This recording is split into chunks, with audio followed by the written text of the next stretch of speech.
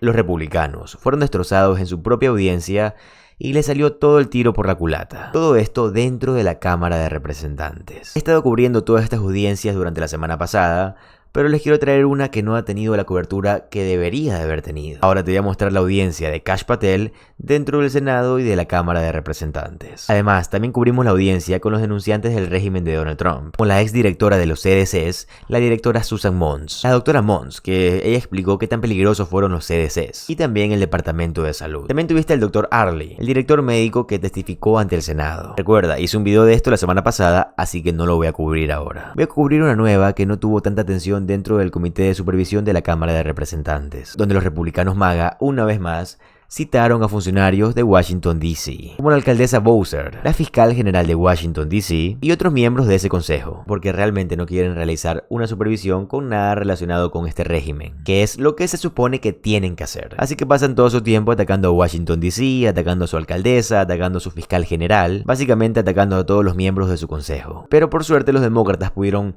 por así decirlo, secuestrar esta audiencia y realmente convertirla en una audiencia sobre Donald Trump y sobre su régimen. Así que déjame mostrarte lo que pasó con esta congresista demócrata, Raja Krisha Murphy. Mira por favor este clip. Attorney General Schwab, according to The Hill, President Trump suggested that, quote, a little fight with the wife shouldn't count in DC crime stats. You don't dispute The Hill reported this, right? I saw that. But there's nothing little about 12,000 victims of domestic violence in D.C. or nothing little about 50,000 Illinoisans experiencing domestic violence, correct? No, it's a very serious crime. There's nothing little about 12,000 children, more than 12,000 children who witnessed domestic violence in Chicago either, right? It's traumatizing. It's abhorrent that the president routinely dismisses violence faced by women. And given his friendship with Jeffrey Epstein, this attitude, unfortunately, comes as no surprise. Let's be clear. There's nothing little about domestic violence. Not the scale of the problem or the courage of the survivors. A continuación, les mostraré a la congresista Ansari. Ella tiene todos los carteles, todos los datos y todos los hechos para comenzar a usar. Déjame mostrarte lo que pasó cuando le pidieron tiempo para comenzar a realizar la supervisión. Mira el clip, por favor. No one is fooled as to why suddenly the President of the United States is declaring emergencies in cities across the country and deploying armed troops against American citizens, despite the fact that crime rates, at least in the District of Columbia, are at a 30-year low. This is very obviously a blatant and egregious attempt to redirect attention from a very real and ongoing crime. The crime which is the massive and epic cover-up for Jeffrey Epstein's abuse and that of other rich and powerful men who engaged with and supported him over the course of decades. Why are House Republicans covering for Donald Trump? They're holding this absurd hearing about crime in DC to distract the public from the very real national issues at hand. These are the people that Trump and House Republicans are covering for. Instead, they want answers to the really important questions. Questions like, how many trash bags did the National Guard pick up today? Or how many traffic tickets have been given out in DC this week? Or how many drunk college students needed to have the National Guard call them Ubers so they could get home? These are the tough questions that House Republicans want answers to. Did House Republicans collude with the White House to change their tune on the Epstein files? And what is Donald Trump so afraid of? Why won't he just release the unredacted Epstein files, which he could do literally at any moment? A continuación te voy a mostrar a la congresista Jasmine Crockett, que como siempre lo hizo de una manera espectacular. Mira por favor. If anybody does need to clean up DC, I would agree it is this man, because he is the one that is causing half the crime that we have. Not only is he participating in the crime, but we know that he instigated the insurrection. And if I did say that I had one issue with the Biden-Harris administration, it is the fact that they did not move forward and make sure that this man was put where he should have been put. Because the last time I checked as a criminal defense attorney, and Mr. Attorney General, you may have a different experience, but I never had a defendant that had 34 convictions for felonies and did not spend one day in jail. Never in my life. And the last time I checked, the party of law and order is the only one that decided that they would be out of order and decided to nominate someone who was not only indicted, but was actually convicted of multiple felonies. That has never happened in this country, and it is a shame that we are dealing with it now, and now he wants to tell y'all how to do your jobs. Un momento dentro del comité de supervisión, también donde el miembro demócrata del Congreso, Ro Khanna, tomó la tribuna y dijo: seamos claros, este régimen de Donald Trump está empezando el asalto más grande contra la libertad de expresión de la historia moderna. Luego procede a citar al presidente del Comité Federal de Comunicaciones, Brendan Carr. Ya sabes, el tipo que se aseguró de que Jimmy Kimmel fuera despedido, después de que despidieran a Steve Colbert. Pues Brendan Carr es este extremista MAGA, que fue el autor de este proyecto de censura en todo lo que va del 2025. Y dice que luego va a ir por The View para posteriormente ir contra Jimmy Fallon. Y así posteriormente contra otros comediantes. Si haces chistes contra Donald Trump, si haces chistes contra el régimen, Brendan Carr va a ir contra ti. Y bueno, el miembro del Congreso, Ro Khanna, dice lo siguiente. Bueno, estamos citando a Brendan Carr, así que vamos a hacer que hable sobre lo que pasó con Kimmel. Porque parece que para él está bien compartir memes sobre personajes de The Office, o memes sobre Jack Nicholson riéndose. Luego, Ro Khanna continúa diciendo: por cierto, a mí no me importa de qué partido seas tú que me estás viendo, pero ¿no crees que el presidente de la FCC, que está haciendo memes y se está burlando de los comediantes que están siendo despedidos, basándose en su coerción, intimidación y amenazas, ¿no crees que este tipo debería de testificar ante nosotros? Correcto, ¿no crees que esta debería de ser una opinión bipartidista? Mira por favor lo que pasó con este clip de Ro Khanna, préstale mucha atención por favor. Mr. Chairman, this administration has initiated the largest assault on the First Amendment and free speech in modern history. They're making comedy illegal. Brendan Carr pressured ABC to cancel Jimmy Kimmel, and Disney cancels Jimmy Kimmel. This canceling from an administration that lectured us about cancel culture. That's why today I'm introducing a motion to subpoena Brendan Carr, to bring him in front of this committee, to stop the intimidation of private businesses and to stand up for the First Amendment. Now, it's not just Brendan Carr. Attorney General Pram Bondi is prosecuting hate speech, even though hate speech is constitutionally protected.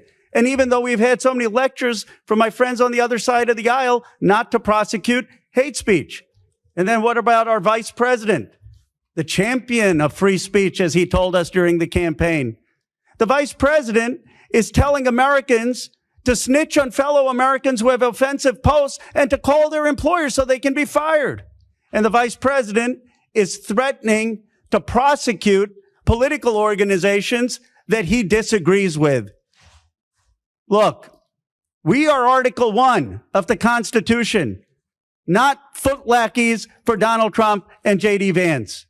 It is time that we stand up for our constitutional role to defend the freedoms of Americans.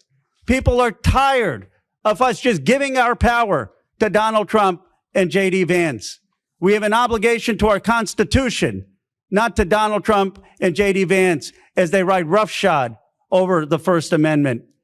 So in the name of all those who are being censored in Washington, D.C. and around the country, in the name of all those who are being intimidated in Washington, D.C. and around the country, in the name of Americans, Republicans, Independents, and Democrats who believe in the First Amendment and free speech, I motion today to subpoena Brendan Carr and to have him explain to the American people why he is bullying private individuals and private businesses. Bien, ahora veamos lo siguiente. Aquí está la congresista republicana de MAGA, Marjorie Taylor Greene, y ella dice: los demócratas quieren citar al presidente de la FCC, Brendan Carr, porque están molestos de que sus acciones finalmente tengan consecuencias. Jimmy Kimmel mintió sobre el asesinato de Charlie Kirk. Seamos claros, el asesino no era MAGA, era un trans y estaba metido en los círculos de trans. ¿De qué están hablando? Esto ya ni siquiera es cultura de cancelación. Esto es cultura de las consecuencias. Esto literalmente es cultura de cancelación por parte del gobierno federal. Están infligiendo los derechos de la primera enmienda. No necesito repetir lo que dijo Jimmy Kimmel porque todos sabemos lo que dijo Jimmy Kimmel. MAGA está tratando desesperadamente de que la gente no tenga conexiones con este chico que quitó la vida a Charlie Kirk,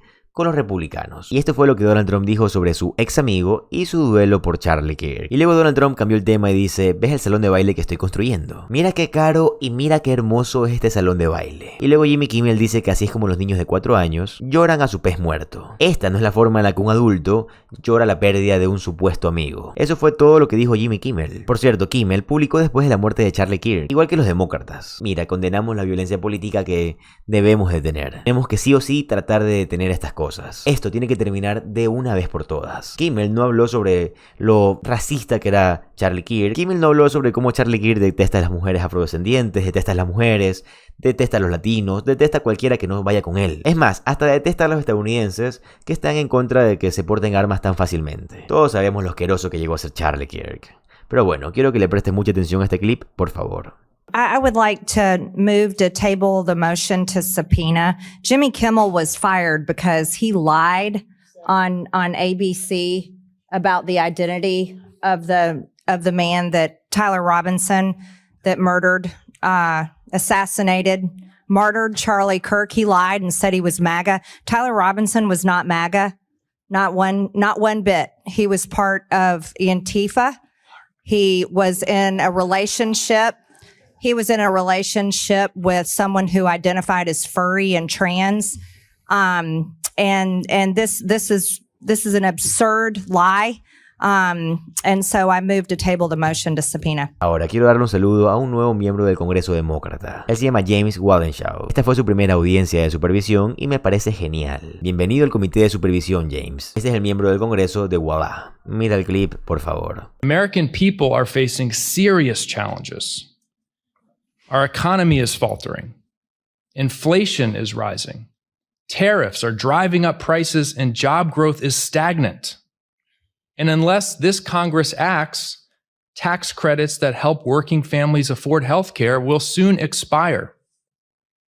In my district and the districts of everyone here today, tens of thousands of people will see their health care costs skyrocket. And meanwhile, as has been mentioned, President Trump continues to cover up the Epstein files, and a government shutdown is looming.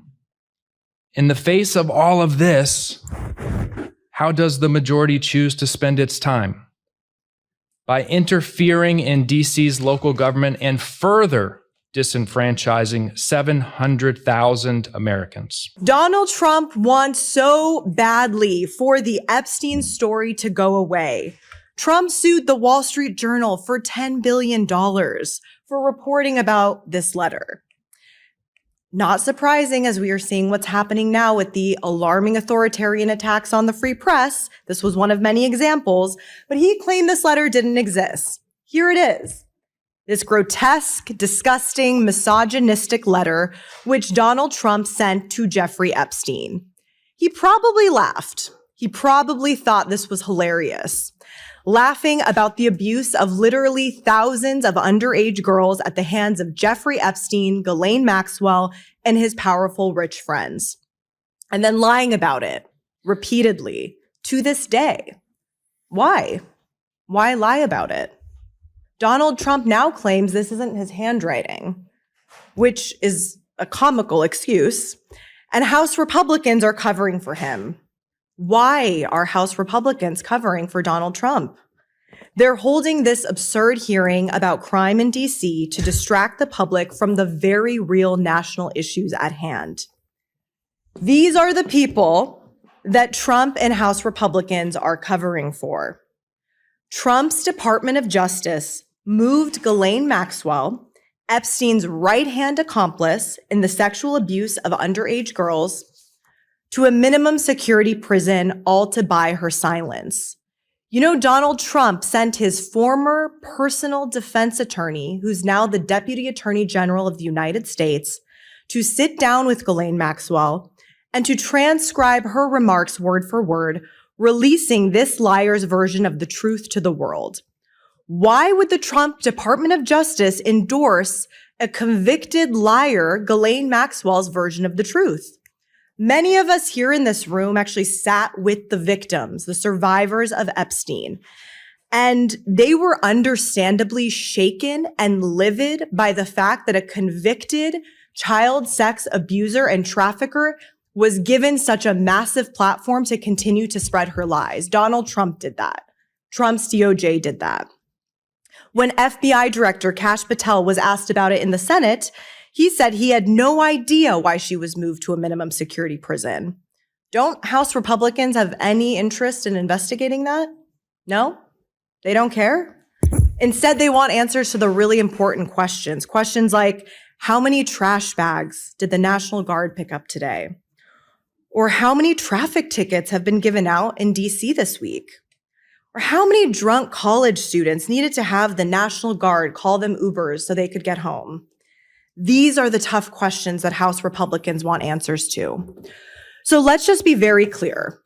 The biggest criminal in Washington, D.C., the criminal who was besties with Jeffrey Epstein and was already found liable of sexually abusing E. Jean Carroll, the criminal who should be invested not only for those crimes, but now this massive cover-up, is Donald John Trump.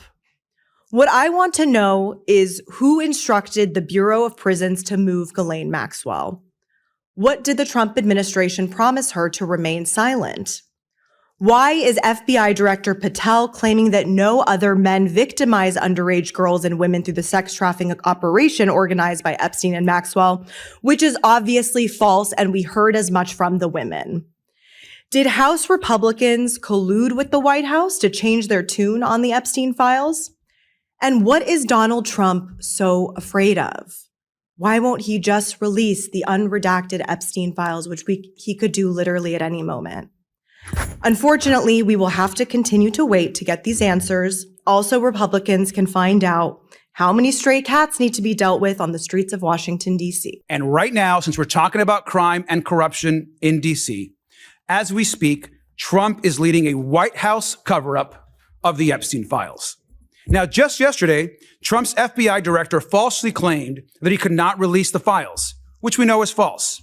And let's review the facts. Epstein told the reporter that Trump was his closest friend for 10 years. One survivor also said that Epstein's biggest brag was he was very good friends with Donald Trump. In fact, there was an 8x10 picture framed of Trump on his desk. We know the two are very close. Just last week, our committee released the birthday note that Trump personally wrote to Epstein. It's right here. The note said, by the way, and I'll read it, "May every day be another wonderful secret." That's a disgusting message to send to a sex trafficker. Now, the cover-up of this note might be just as bad as the crime, since we're talking about crime in Washington, D.C. today. Trump filed a $10 billion lawsuit to punish the Wall Street Journal for reporting on the birthday book, which he claimed didn't exist. Now, of course, we've verified that to the world. Now, experts have looked at this. Of course, this is Donald Trump's signature. It certainly looks like the signature to me. At the same time, his administration is cutting deals with a criminal, Ghislaine Maxwell. We know who she is exactly. She's a monster who participated in crimes against up to over possibly 1,000 women. Now, Trump and our Attorney General have not turned over the full Epstein files to our committee, despite a bipartisan subpoena signed by our chairman and this committee. If we want to get tough on crime, if we want to talk about crime in D.C., we need to stand up to where the crime and corruption is happening, and that is at 1600 Pennsylvania Avenue, and hold Donald Trump accountable for his record and his actions. It's time for the House majority and Republicans to stand up for the Constitution and take on the biggest crime happening in this country. Y luego Marjorie Taylor Greene, otra vez tan distorsionada. Esta es ella intentando interrogar a los funcionarios del Washington D.C. La alcaldesa Bowser, la fiscal general y básicamente todo el comité de Washington D.C. Mira el clip, por favor. Mayor Bowser, do you prioritize criminals or the victims? I prioritize law-abiding D.C. residents, visitors, and workers. So that would be law-abiding citizens and victims. Do you support the police, Mayor Bowser? Yes. Mr. Mendelson, do you prioritize criminals or victims of criminals? I believe in swift and certain justice. And no, I asked you either one. Victims of criminals, of crime, or the criminals themselves. Which one do you prioritize? As I understand the question, victims. Victims. Do you support the police, Mr. Mendelson? Absolutely. Okay, Mr. Schwab, I'll ask you the same questions. Unfortunately, hurt people. So sometimes victims are victims one day and So are you perpetrators prioritize the next day. criminals, is that what you're saying, over victims of crime? I prioritize making up my city as safe as it can possibly I'll take be. that as criminals. Do you support police, Mr. Schwab? Of course, we work very closely with MPD every day. Mr. Jackson, the same questions for you. Definitely prioritize victims. And I stand with the 24 states that are suing the Trump administration for withholding $1 billion in victim service funds. So you're against cleaning up crime in DC. Thank you for that. Now, let me be clear. I care deeply about public safety in my district, in every district across America. Every person deserves to feel safe in their neighborhood, at their job, and their school. And if I may, there is some good news. Violent crime has been consistently decreasing across America. And yes, we have more work to do, but we also know what works to keep it that way. So if you are really serious about public safety, let's increase funding for violence prevention programs. Let's pass common sense gun safety bills. And let's provide additional federal resources to our local partners to recruit and train local law enforcement. But what has this administration done instead? Rolled back gun safety reforms, gutted DOJ programs tasked with addressing violent crime, and blocked funding to local law enforcement and community violence prevention agencies like the one you served, Mr. Jackson. Earlier this year, Cleveland Peacemakers Alliance, a local violence prevention organization, had its community violence prevention grant funding frozen by this administration. I had one person tell me that their kids play soccer on the weekends and they had National Guardsmen at their soccer practice just hanging out and the kids got scared, right?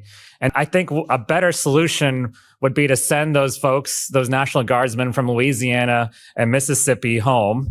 And instead, why don't we fully fund DC's crime prevention programs and its budget instead and actually move forward with these programs that have been working because crime was going down. And then my constituents can come and work in DC, make that long commute that I make every morning. And we can actually get to work and not be fearing that at every street corner we might get harassed. One more constituent said that they worked in DC for over 30 years and still go frequently. He never felt unsafe until now. And it is a dangerous power play this administration is doing. And these federal forces are not concentrating on federal issues of protecting our security. What I think we should be doing is finding people who want to join the police, who can actually stay in our communities long-term and actually fix the problem long-term instead of this short-term photo op that this administration is putting forward. Ahí está, amigos. Disculpen un poco que haya sido tan largo, pero la verdad no creo que en otro lugar hayan mostrado esta audiencia tan importante que considero yo que tenías que verla. Pero bueno, lo más importante para mí es que tú hayas visto todo el contenido, que te haya gustado, y si es así te agradecería que me pongas en los comentarios qué te gustó y qué no te gustó. Además, si te gusta este tipo de contenido, te va a encantar suscribirte al canal, ya que subo videos así todos los días. Mi nombre es José Alvarado, soy economista y estoy comprometido a informarte diariamente. Nos vemos en el siguiente video. Adiós.